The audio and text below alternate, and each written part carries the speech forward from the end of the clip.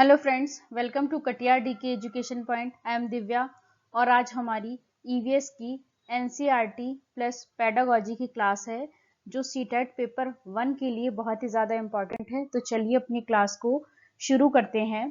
पहला क्वेश्चन है, पृथ्वी गोल है, वास्तव में पृथ्वी पर कोई अप और डाउन नहीं है और यह सिर्फ सापेक्ष है। हम भारत के लोग वास्तव में लोगों के संबंध में उल्टे खड़े हैं। तो आपको बताना है कि हम भारत के लोग किन लोगों के संबंध में उल्टे खड़े हैं। पहला लीबिया, दूसरा ऑप्शन है अल्जीरिया, तीसरा अर्जेंटीना, फोर्थ ऑप्शन है आपका अलास्का। तो आपका करेक्ट आंसर होगा option number C, Argentina. Bharat के लोग जो हैं वास्तव में अर्जेंटीना के लोगों के संबंध में उल्टे खड़े हैं। ऑप्शन नंबर सी आपका करेक्ट है। नेक्स्ट क्वेश्चन है, कक्षा 3 में विषय जल का शिक्षण करते हुए विद्यार्थियों ने ऐसे उदाहरणों को साझा किया जिसमें लोगों को सार्वजनिक संसाधनों जैसे कुओं, तालाबों इत्यादि से जल पीने के लिए मना किया गया था। आप ऐसी परिस्थितियों से कैसे निपटेंगे? पहला ऑप्शन, विद्यार्थियों को विषय से हटने से रोकेंगे और विषय पर ध्यान केंद्रित करने के लिए कहेंगे। ये ऑप्शन तो आपका बिल्कुल करेक्ट है कि हम बच्चे को विषय से हटने नहीं देंगे और उस विषय पर हम बच्चे का ध्यान केंद्रित करेंगे। क्या है विषय हमारा? जल संरक्षण, है ना। जल का शिक्षण दे रहे हैं आप बच्चे को, जल संरक्षण के बारे में आप बताएंगे। बी ऑप्शन क्या है? विद्यार्थियों को ऐसी घटनाओं को कक्षा में साझा करने से मना करेंगे। सी ऑप्शन है, उन्हें अनुभवों को साझा करने और समानता के मूल्यों पर बल देने के लिए कहेंगे। डी ऑप्शन है, उन्हें अनुभव को साझा करने और जल संरक्षण पर निबंध लिखने के लिए कहेंगे। तो अब आपको बताना है कि इसमें से कौन कौन से ऑप्शन आपके करेक्ट है। ए तो आपका बिल्कुल ठीक है। बी ऑप्शन क्या कहता है कि विद्यार्थियों को ऐसी घटनाओं को कक्षा में साझा करने से मना करेंगे। नहीं, हम ऐसा नहीं करेंगे। तो बी ऑप्शन आपका गलत हो जाता है। सी ऑप्शन क्या कहता है? उन्हें अनुभवों को साझा करने और समानता के मूल्यों पर बल देने के लिए कहेंगे। सी भी आपका करेक्ट होगा और डी ऑप्शन भी आपका करेक्ट है कि जल संरक्षण पर एक निबंध लिखने के लिए हम बच्चों से कहेंगे। तो ए, सी एंड डी आपका करेक्ट होता है। ऑप्शन नंबर 3 आपका करेक्ट होगा। A and C and D आपका करेक्ट है। नेक्स्ट क्वेश्चन है आपका, निम्नलिखित में से कौन सी बीमारी रुके या इकट्ठा किए हुए पानी से हो सकती है? पहला चेचक, दूसरा मलेरिया, तीसरा पोलियो, डी निमोनिया। तो कौन सी बीमारी आपकी इकट्ठे किए हुए पानी से हो सकती है, बताइए आप। तो ऑप्शन नंबर बी आपका करेक्ट होगा, मलेरिया। मलेरिया क्या है? अगर कहीं पानी इकट्ठा हो रखा है तो आपको क्या करना है, उसमें मिट्टी का तेल डाल देना है ताकि वहां पे ऑक्सीजन की कमी हो जाए और मच्छर का जो लार्वा है वो खत्म हो जाए, है ना। तो ऑप्शन नंबर बी आपका करेक्ट होगा। जब आप पानी में मिट्टी का तेल डाल देते हैं तो ऑक्सीजन की कमी होगी, मच्छर का लार्वा मर जाएगा और इससे अलग आप उस पानी में मछलियों को भी छोड़ सकते हैं ताकि वो उस मच्छर के लार्वे को खा सकें। तो आपका बी ऑप्शन इसमें करेक्ट होता है। नेक्स्ट क्वेश्चन है आपका, कक्षा 4 के विद्यार्थियों को अनाधिकार शिकार के प्रति संवेदनशील करने के लिए निम्नलिखित में से कौन सी विधि प्रभावकारी रहेगी? अब हमें बच्चों को जो जानवरों का शिकार करते हैं लोग, उनको बिना वजह ही मार देते हैं, तो हमें बच्चों को क्या करना है, उसके प्रति हमें बच्चों को संवेदनशील बनाना है। तो उसमें से कौन सी विधि आपकी सबसे ज्यादा प्रभावकारी होगी? पहला वाद विवाद करवाना, दूसरा समाचार पत्र की क्लिपिंग दिखाना, डी ऑप्शन है पोस्टर प्रस्तुति कराना और डी ऑप्शन है नारे लिखवाना। तो आप बताइए इसमें से कि बच्चों को हम उसके प्रति कैसे संवेदनशील बनाएंगे। आपको पता ही है कि हाथी का शिकार क्यों किया जाता है? उसके दांतों के लिए किया जाता है ना। और कस्तूरी मृग का शिकार क्यों किया जाता है? उसकी खुशबू के लिए किया जाता है। और गेंडे का शिकार उसके सींग के लिए किया जाता है। मगरमच्छ, सांप और इनका शिकार किया जाता है इनकी स्किन के लिए, है ना। तो जो जानवरों का अनावश्यक रूप से शिकार कर देते हैं, जबकि ये कुछ जानवरों का शिकार करने पर प्रतिबंध भी लगा हुआ है ना, तो नहीं करना चाहिए हमें। तो हम बच्चों को कैसे इन चीजों के प्रति हम संवेदनशील बनाएंगे? तो ऑप्शन नंबर बी आपका करेक्ट होगा, समाचार पत्र की हम बच्चों को क्लिपिंग दिखाएंगे, है ना। नेक्स्ट क्वेश्चन है आपका, निम्नलिखित पहेली को हल कीजिए। चोंच है मेरी बड़ी निराली, सुई हो जैसे सिलने वाली, पत्ते सिलकर घर बनाऊं, कौन सी चिड़िया मैं कहलाऊं। अब आपको बताना है कि वो कौन सी चिड़िया है जो पत्तों को सिलकर अपना घर बनाती है। पहला कलचिड़ी, बी ऑप्शन है शक्करखोरा, सी ऑप्शन है दर्जन चिड़िया, डी ऑप्शन है आपका वीवर पक्षी। तो आपको बताना है इसमें से करेक्ट ऑप्शन क्या होगा। ऑप्शन नंबर सी आपका करेक्ट होगा। दर्जन चिड़िया है जो पत्तों को सीकर अपना घर बनाती है। कलचिड़ी, कलचिड़ी अपना घोंसला कहाँ बनाती है? इंडियन रॉबिन जिसे कहते हैं, सड़क के किनारे पत्थरों के बीच में, है ना। शक्करखोरा एक छोटे पेड़ की टहनी से लटकता हुआ अपना घोंसला बनाता है। वीवर पक्षी क्या होता है? वीवर पक्षी जो है कई सारे घोंसले बनाता है, फिर मादा वीवर उनमें से एक घोंसले का चयन करती है और उसमें अपने अंडे देती है।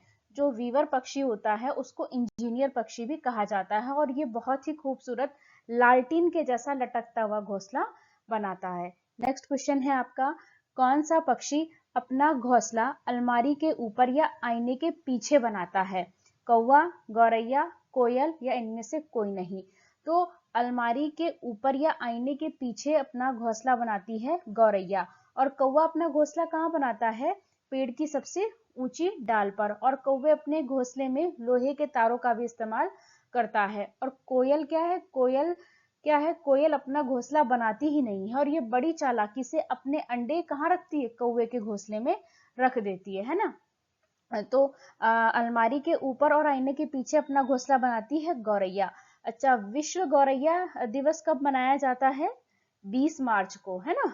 और आपका विश्व पृथ्वी दिवस कब मनाया जाता है? 22 अप्रैल को। और विश्व जल दिवस कब मनाया जाता है? 22 मार्च को, है ना। नेक्स्ट क्वेश्चन है आपका, हिमानी पानी की खाली बोतलों में पानी, तेल, पेंट आदि का भंडारण करती है।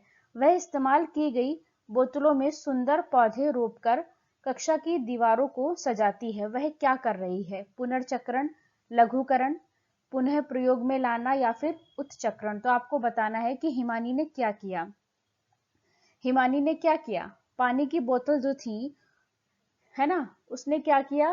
पहले पानी की खाली बोतल थी, उसमें उसने पानी, तेल, पेंट का भंडारण किया। फिर वही बोतल जो इस्तेमाल की हुई थी उसके बाद उसने क्या किया? उसमें पेड़ पौधे लगा दिए, मतलब छोटे छोटे पौधे लगा दिए। तो अब आपको बताना है कि उसने क्या किया। तो ऑप्शन नंबर सी आपका करेक्ट होगा। उसने क्या किया? पुनः प्रयोग में उसको लाया। क्या किया उसने? रीयूजिंग किया उसको, है ना। नेक्स्ट क्वेश्चन है आपका, पाश्चरीकृत दूध को लगभग डैश तक गर्म किया जाता है, फिर अचानक अति ठंडा करके भंडारण किया जाता है। पहला ऑप्शन है 15 मिनट के लिए 100 डिग्री सेल्सियस पर, बी ऑप्शन है 3 मिनट के लिए 100 डिग्री सेल्सियस पर, सी ऑप्शन है 5 मिनट के लिए 70 डिग्री सेल्सियस पर, डी ऑप्शन है 15 से 30 सेकंड के लिए 70 डिग्री सेल्सियस पर। तो इसमें से आपका करेक्ट आंसर होगा ऑप्शन नंबर डी, 15 से 30 सेकंड के लिए और 70 डिग्री सेल्सियस पर हम दूध को गर्म करते हैं, फिर उसको ठंडा करके उसका भंडारण करते हैं। नेक्स्ट क्वेश्चन है आपका, निम्नलिखित में से किस जीव के दोनों कान बाहर की आवाज को इकट्ठा करने के लिए अलग अलग दिशाओं में बहुत ज्यादा घूम जाते हैं? पहला हिरन, दूसरा हाथी, तीसरा खरगोश, फोर्थ ऑप्शन है आपका बाघ। तो इसमें से आपका करेक्ट आंसर होगा ऑप्शन नंबर डी, बाघ। बाघ के कान जो होते हैं वो बाहर की आवाज को इकट्ठा करने के लिए अलग अलग दिशाओं में बहुत ज्यादा घूम जाते हैं। बाघ जो है वो रात में हमसे 6 गुना बेहतर देख सकता है। बाघ की जो गर्जना है उसको 3 किलोमीटर तक सुना जा सकता है। और बाघ की जो मूछें होती हैं वो इतनी संवेदनशील होती हैं कि वो हवा में हुए कंपन को भी भाप लेती हैं, जिससे उसको शिकार को करने में और रास्ता ढूंढने में मदद मिल जाती है। और बाघ अलग अलग स्थिति में अलग अलग आवाज निकाल सकता है। नेक्स्ट क्वेश्चन है आपका, व्यवसाय में रूढ़िवादी छवि के मुद्दे के प्रति विद्यार्थियों को संवेदनशील करने का प्रभावशाली तरीका है? सामाजिक मीडिया, नुक्कड़ नाटक, समाचार पत्र या फिर रेडियो। तो अब आप बताइए कि इसमें से इन चारों ऑप्शन में सबसे ज्यादा बेस्ट आपको क्या लग रहा है कि जिसमें बच्चा ज्यादा एक्टिव रहेगा, है ना। बच्चा बिल्कुल आप इसमें से देखिए, क्या सामाजिक मीडिया हो सकता है? नहीं। लेकिन बी ऑप्शन क्या है आपका? नुक्कड़ नाटक, है ना। तो यही आपका करेक्ट होगा कि नुक्कड़ नाटक के माध्यम से बच्चों को हम संवेदनशील बना सकते हैं। तो ऑप्शन नंबर बी आपका करेक्ट होगा। मृत सागर क्या है?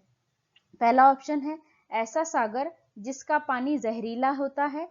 बी ऑप्शन ऐसा सागर जो सभी महासागरों और सागरों से ज्यादा नमकीन है।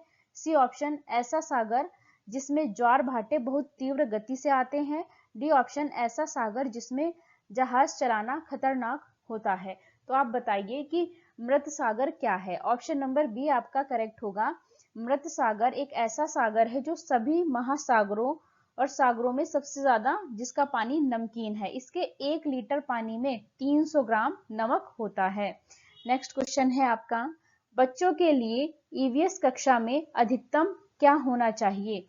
पहला ऑप्शन है वाद विवाद का प्रावधान, दूसरा अनुभवात्मक सीखना, सी ऑप्शन है कहानियां, और डी ऑप्शन है आपका तथ्य और सूचनाएं। तो जो फैक्ट और इंफॉर्मेशन होती है वो तो आपका रॉन्ग हो जाएगा। तो ए, बी एंड सी आपका करेक्ट हो जाता है। तो ऑप्शन नंबर 3 आपका करेक्ट होगा। ए, बी एंड सी ये आपका करेक्ट हो जाता है। नेक्स्ट क्वेश्चन है, वाराणसी की कढ़ाई की अद्वितीय कला है। तो इसका आंसर क्या होगा? जरदोजी, तोड़ा, फुलवारी या कांथा। तो आप बताइए इसमें से करेक्ट आंसर क्या होगा? ऑप्शन नंबर ए जरदोजी आपका करेक्ट आंसर हो जाता है। नेक्स्ट क्वेश्चन है आपका, नीचे दिए गए कथनों पर विचार कीजिए। पहला ऑप्शन है लेफ्टिनेंट कमांडर वहीदा प्रिज्म भारतीय नौसेना में एक डॉक्टर है। ये बिल्कुल ठीक है, ये नौसेना में, भारतीय नौसेना में एक डॉक्टर है। वहीदा प्रिज्म एक बहुत छोटे से गांव की है और उनकी पढ़ाई सरकारी विद्यालय से हुई है। ये बात भी बिल्कुल ठीक है। जो वहीदा प्रिज्म है वो थन्ना मंडी गांव की है और ये कहाँ है? जम्मू कश्मीर के राजौरी जिले में है ये। वहीदा प्रिज्म पहली महिला थी जिन्होंने परेड की कमान संभाली। और परेड में कितने निर्देश होते हैं? 36 निर्देश होते हैं। तो सी ऑप्शन भी आपका ठीक है। डी ऑप्शन क्या कहता है? वहीदा प्रिज्म मेडिकल ऑफिसर हैं जो रोगियों को दवा देती हैं। ये गलत है, डी ऑप्शन आपका गलत होगा। तो ए, बी एंड सी आपका करेक्ट होगा। ऑप्शन नंबर 3 आपका सही है। ए, बी एंड सी आपका करेक्ट होगा। नेक्स्ट क्वेश्चन है आपका, लद्दाख के बारे में कथन ए और आर को पढ़िए और सही विकल्प का चयन कीजिए। अभिकथन, लद्दाख के लोग अपनी आजीविका के लिए मुख्यतः मवेशियों को चराने पर निर्भर रहते हैं।